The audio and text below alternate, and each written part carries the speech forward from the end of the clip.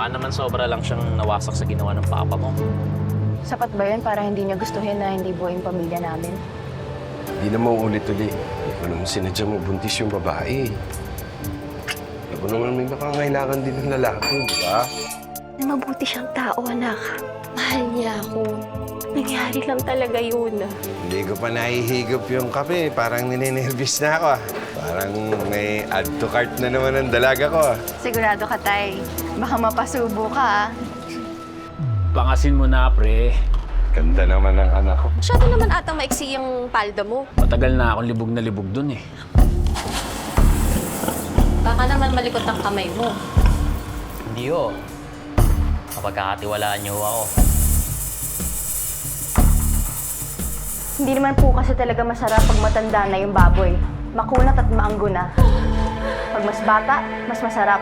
Tigilan mo paglalaro ng apoy, baka masunog ka.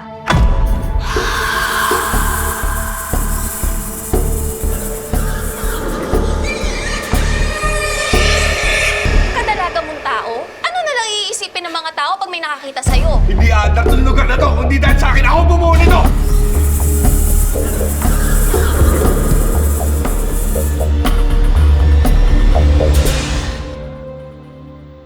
Kaya ko patayin ang apoy.